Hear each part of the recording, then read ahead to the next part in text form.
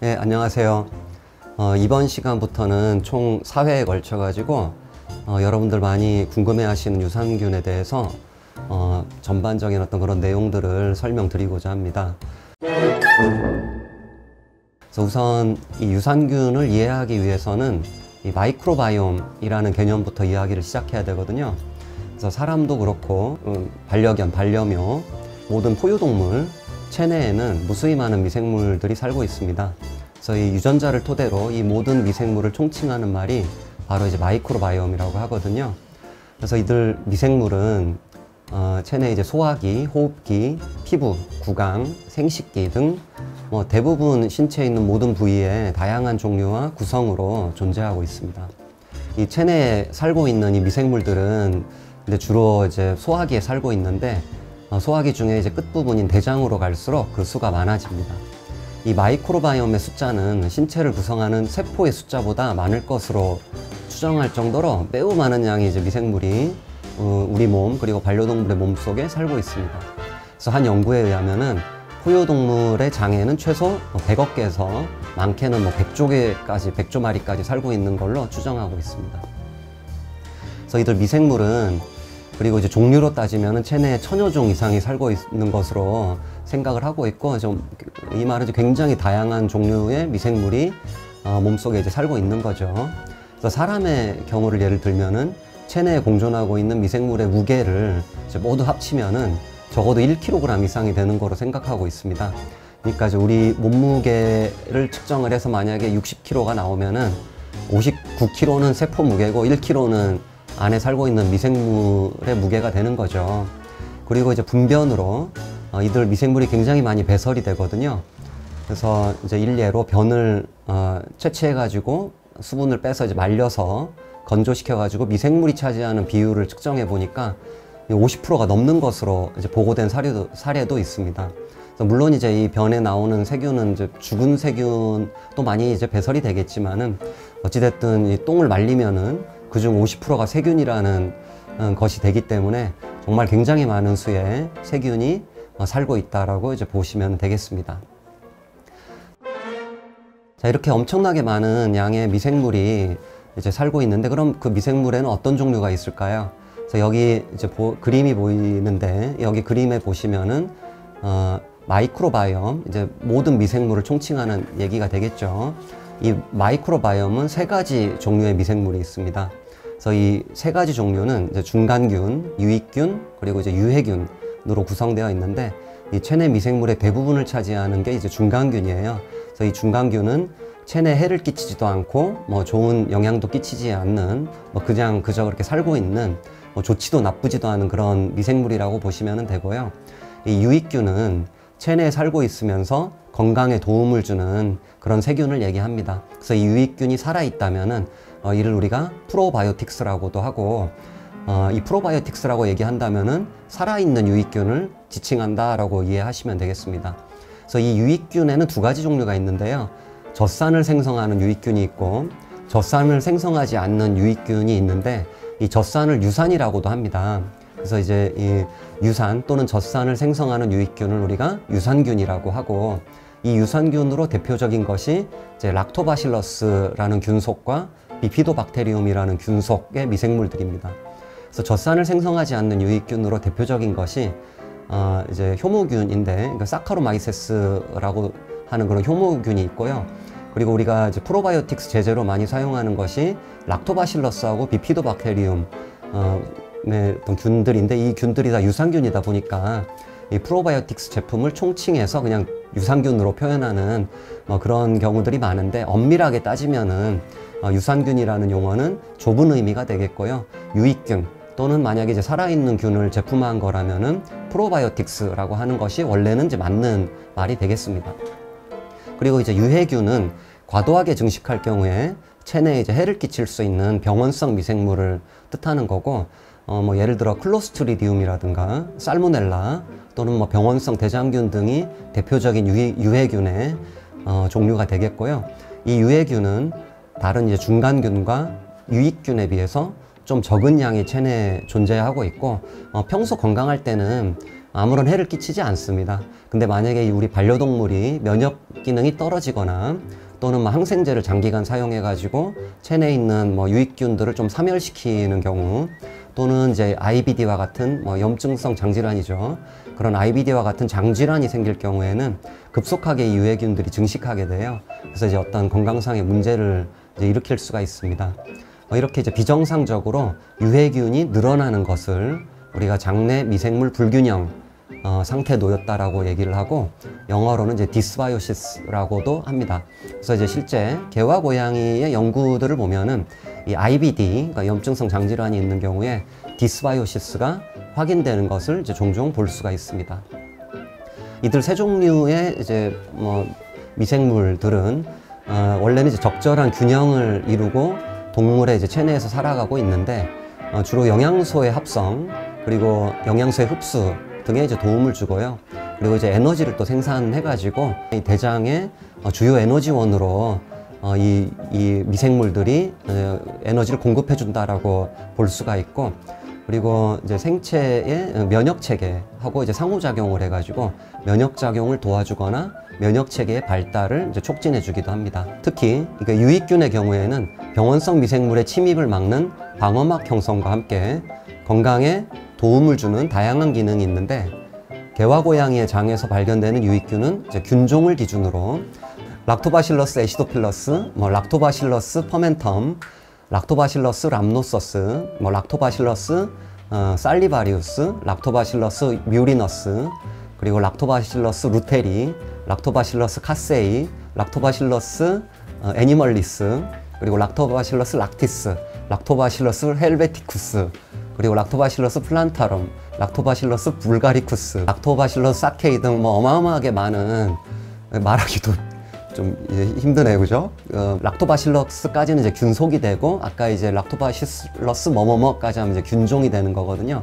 이런 이제 락토바실러스 균속에 해당되는 균종들하고 비피도박테리움 비피덤, 비피도박테리움 브레비, 비피도박테리움 롱검, 비피도박테리움 락티스 등의 이제 비피도박테리움 속에 유산균종이 좀 많이 분포하고 있고요.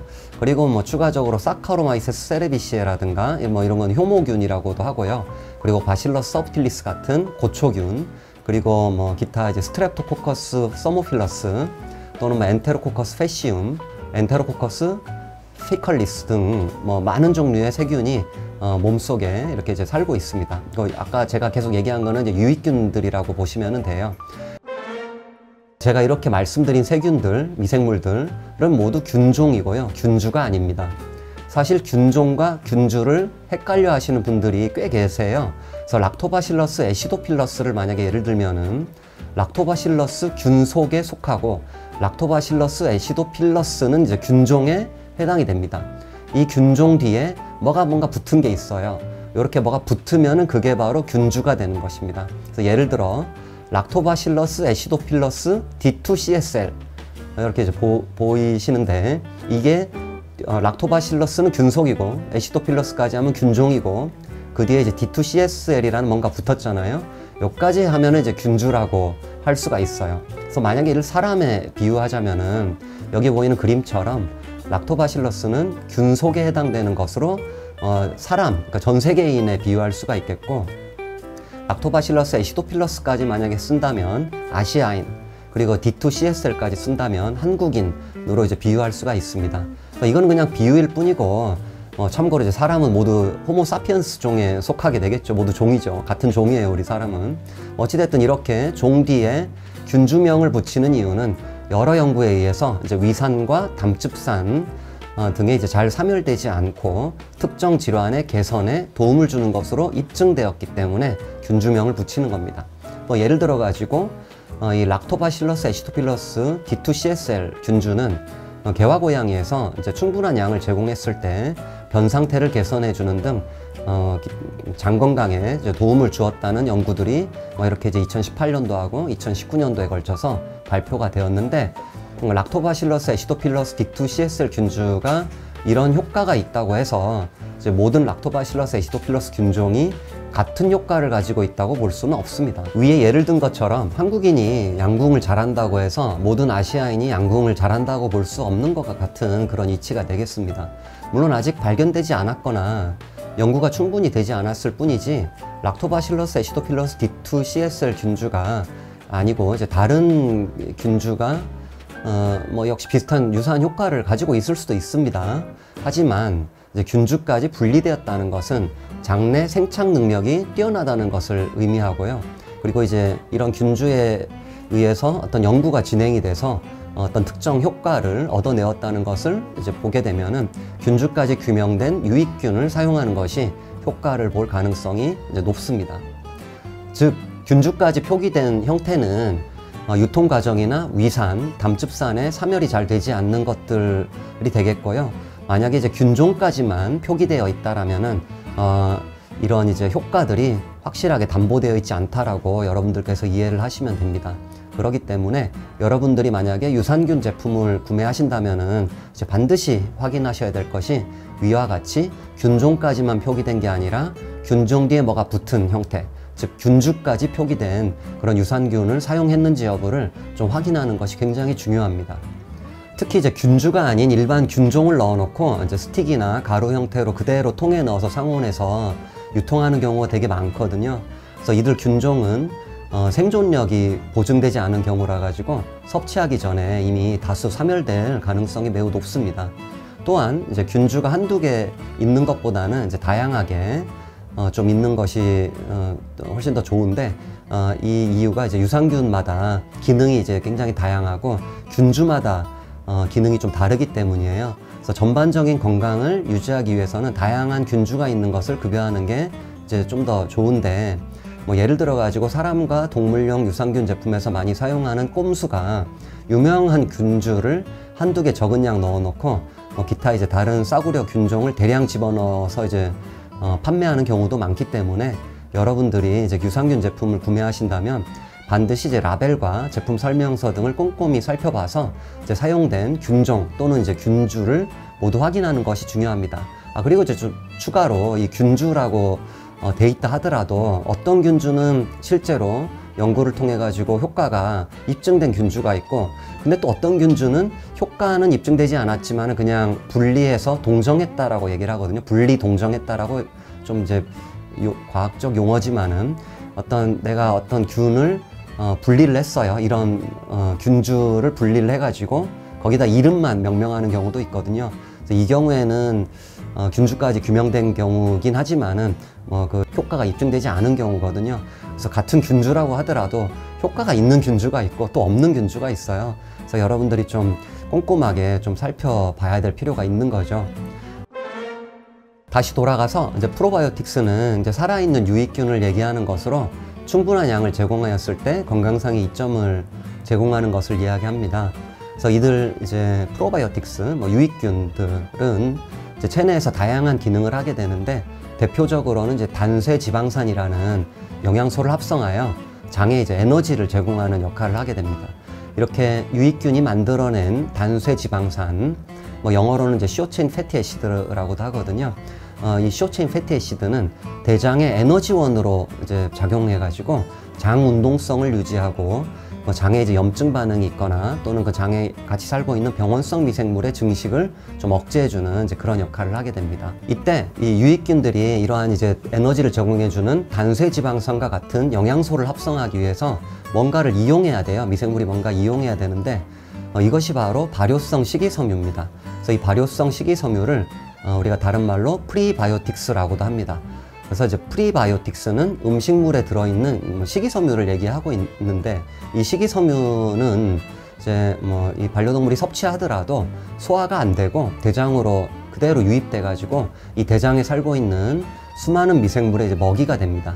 그래서 프리바이오틱스를 유산균의 먹이라고 표현하는 경우가 많습니다.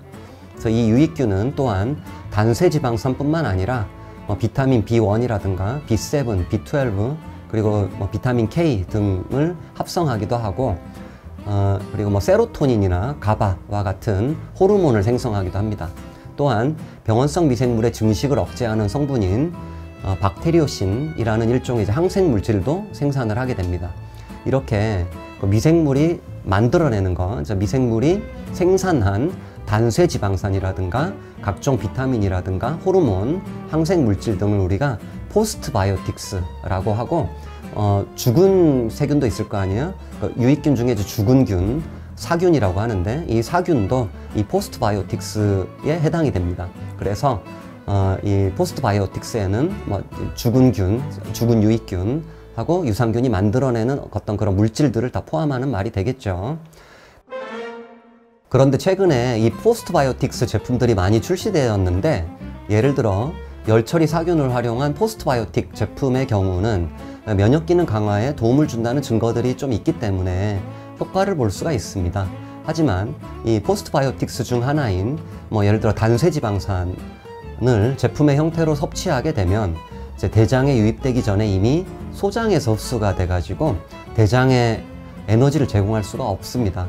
그래서 단쇄지방산이 본래 가지고 있는 어떤 그런 기능을 우리가 기대할 수가 없게 되겠죠. 그래서 별로 의미가 없다라는 거고, 뭐 실제로 이런 단쇄지방산을 포함한 포스트바이오틱스 제품은 사실 좀 드물기도 합니다. 그런데 문제는 체내 미생물이 만들어내는 가바라든가 세로토닌의 경우에 제품으로 섭취하면 체내에 이제 흡수될 수 있는 물질들이에요. 그래서 이들 호르몬의 기능으로 이제 잘 알려진 게 마음을 좀 차분하게 해주는 캄다운 효과인데, 과연 이게 효과가 있을까? 이들 호르몬은 원래 뇌 안에서 합성돼 가지고 이 뇌에서 불안증을 없애주는 등의 어떤 역할을 하는 것인데, 그래서 이제 뇌 안에서 합성이 되든지 아니면 다른 곳에서 합성되었거나 뭐 섭취되었다면 뇌 안으로 이제 들어가야 되겠죠. 그 효과를 보려면은. 이제 그런데 이 뇌가 이제 굉장히 중요한 장기예요. 그래가지고 쉽게 손상되면 안 되기 때문에 일종의 이제 보호막으로 뇌가 좀 둘러싸여져 있다라고 이해하시면 되는데, 이 보호막을 그 혈액 뇌장벽이라고도 하고 영어로는 이제 Blood Brain Barrier라고 뭐 BBB라고도 이제 얘기를 합니다. 그렇다면 이 가바하고 세로토닌이 만약에 이제 혈액 뇌장벽을 통과한다면 마음을 차분하게 해주는 어떤 그런 역할을 기대할 수가 있겠죠. 근데 이제 이 물질들은 혈액 뇌장벽을 쉽게 통과하지 못하는 물질들입니다. 그래서 예를 들어 가지고 우리가 먹거나 또는 유산균들이 뭐 만들어낸다 하더라도, 혈액으로 유입이 된다 하더라도 그게 뇌로 들어갈 수가 없기 때문에 이제 뇌의 어떤 기능과 같은 그런 캄다운 효과를 기대할 수가 없다라는 거죠. 그래서 뭐 예를 들어 가바 제품으로도 좀 많이 나왔거든요. 이제 불면증 치료에도 도움을 주라고. 그래서 이론적으로는 이 가바가 스트레스 감소라든가 수면 향상 효과를 이제 기대할 수 있는데, 실제 이제 최근에 나온 리뷰 논문을 확인해 보면은 그 효과가 확실하지 않다라고 이렇게 이제 되어 있습니다. 그러므로 사균 이외의 물질을 포스트바이오틱스 형태로 급여하는 것은 이제 본래의 효과를 기대하기가 무척 힘듭니다. 자, 다시 이제 프로바이오틱스로 돌아가서, 그렇다면은 이 프로바이오틱스를 만약에 섭취하게 되면 어떤 이점들을 우리 반려동물한테 제공해 줄 수 있을까요? 그래서 우선 이제 개와 고양이를 대상으로 연구된 내용들을 살펴보면 이렇게 디스바이오시스라고 볼 수 있는데, 아까 이제 말씀드린 것처럼 유해균이 늘어나지 않도록 해주는 거예요. 그러니까 디스바이오시스를 개선해 준다는 얘기는, 그래서 장내 미생물 불균형을 막아준다, 또는 이제 과도한 염증 반응 억제로 수면 연장에 이제 도움을 준다라는 이런 다수의 연구들이 나왔고, 그리고 뭐 면역 기능을 이제 좀 조절해 주거나 개선해 주는 그런 기능도 가지고 있고요. 그리고 장과 관련해 가지고 설사를 완화시켜 준다라든가 디스템퍼와 같은 전염성 질병을 치료할 때 좀 이제 치료가 좀 더 잘 되게 해준다든가, 또는 변 상태 개선이라든가 병원성 세균들을 좀 감소시켜 줬다라든가, 또는 이제 그 아토피 피부염도 이제 반려동물에서 많이 다발하는 문제인데, 이로 인한 염증 지표, 면역 지표, 그리고 피부 병변들이 다 이제 개선이 되었다라는 그런 연구들도 나왔고요. 그리고 이제 만성 콩팥 질환, 그래서 이제 질소산물을 중화시켜 줘가지고 콩팥 질환으로 인해 혈액학적 수치가 좀 비정상적으로 나온 거를 좀 이제 개선시켜 줬다라는 그런 결과도 나왔고, 그리고 이제 마찬가지 사구체 여과율을 좀 개선해 줬다라는 그런 연구도 있습니다. 그리고 이제 우리 반려동물에 많은 IBD, 염증성 장질환이죠. 이 IBD인 경우에도 하이도스 멀티스트레인, 그러니까 좀 유산균의 양을 늘려주고 다양한 균주를 먹였다라는 뜻인데 뭐 이렇게 해줬을 때 IBD로 인한 임상 증상이 완화되는 것도 이제 우리가 확인한 그런 연구들이 있습니다. 그리고 이제 이 프로바이오틱스에 대한 연구는 개와 고양이보다 사람에서 연구가 훨씬 많이 진행이 되었어요. 그래서 여러 이제 다양한 연구에서 프로바이오틱스를 충분히 섭취할 경우 개와 고양이에서 이제 효과를 포함해 가지고 과민성 대장 증후군이라든가 여성의 이제 질 건강, 그리고 불안 증세나 스트레스 완화 및 이제 기억력 개선, 그리고 이제 비만, 그리고 당뇨. 참고로 이제 당뇨에는 타입 1 당뇨하고 타입 2 당뇨가 있는데 이제 이 두 당뇨 모두의 경우에서 도움을 줄 수 있는 것으로 이제 보고되었고요. 그리고 인지기능 장애, 뭐 치매가 되겠죠. 이를 개선해 준다라는 보고도 있고 항암 효과 등도 이제 여러 연구를 통해 가지고 보고가 되었습니다. 이렇게 프로바이오틱스는 면역 및 장 건강 이외에도 다양한 효과가 있는 것으로 이제 보고되었어요. 그래서 동물에서의 연구가 아직 사람에 비해서는 좀 적기는 합니다. 하지만은 사람이든 반려동물이든 그 생리적 기능이 이제 유사한 것을 좀 보았을 때 앞으로 개와 고양이에서도 여러 다양한 질병을 개선시켜 준다라는 그런 연구들이 많이 나올 것으로 생각이 됩니다. 프로바이오틱스는 이제 충분한 양을 급여하는 경우 이렇게 건강에 이로운 다양한 효과가 있다는 사실들이 이제 많이 밝혀졌습니다. 그래서 이 프로바이오틱스의 이점을 좀 활용한 제품들이 엄청나게 많이 현재 나오고 있죠. 근데 사실 이 프로바이오틱스는 제품에 따라 효과가 있는 경우도 있고 없는 경우도 있습니다. 그 프로바이오틱스의 효과에 영향을 끼치는 요인은 매우 다양한데요. 우선 이제 같은 균종이라도 이게 균주에 따라 이제 효과가 다를 수가 있다라는 거고, 또한 이제 섭취량, 균수가 되겠죠. 그리고 이제 균주의 생존 능력, 섭취 기간, 섭취 방법, 그리고 제품의 제형 등에 따라 효과의 정도가 달라질 수가 있습니다. 그리고 이제 제품의 생산 방식과 유통 형태, 약물 투약 여부, 그리고 같이 먹는 음식, 그리고 프리바이오틱스의 이제 섭취 여부, 그리고 이제 체내에 이미 상주하고 있는 그 미생물의 종류와 양, 자체적 면역력이라든가 질병 상태 등에 따라 효과가 달라질 수가 있습니다. 그래서 이제 다음 시간에는 여러분들이 어떤 프로바이오틱스를 선택하는 것이 좋을지 그에 대한 설명을 드리도록 하겠습니다. 이번 시간 여기까지 하겠습니다. 감사합니다.